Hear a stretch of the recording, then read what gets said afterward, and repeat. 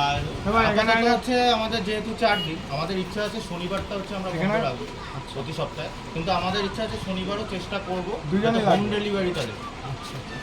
মানে শনিবার আপাতত বন্ধ থাকবে, দোকান বন্ধ থাকবে, আমরা হোম ডেলিভারিটা করবো, কারণ আমাদের হোমমেড হয়ে আসছে। আচ্ছা, মানে দোকানে না পাওয়া গেলেও বাড়িতে পাওয়া যাবে। আর তোমাদের হোম ডেলিভারি কি হাবড়া অশোকনগরের মধ্যে? অশোকনগরের মধ্যে ফ্রি ডেলিভারি। হ্যাঁ, ফ্রি ডেলিভারি। তাহলে এবার বিরিয়ানি তোলা যাক প্লেটে।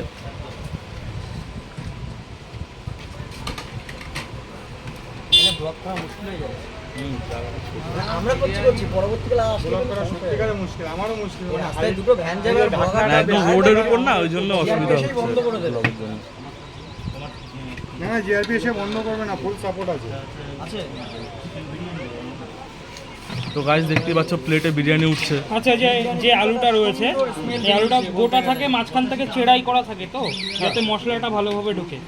আর এই যে কালারটা আমি দেখতে পাচ্ছি, এই কালারটা টোটালি মনে হচ্ছে একদম পুরো লাইট কালার, ওই মানে পেঁয়াজের রসের কালার রয়েছে।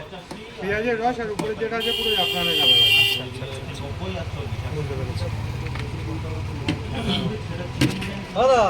দাদা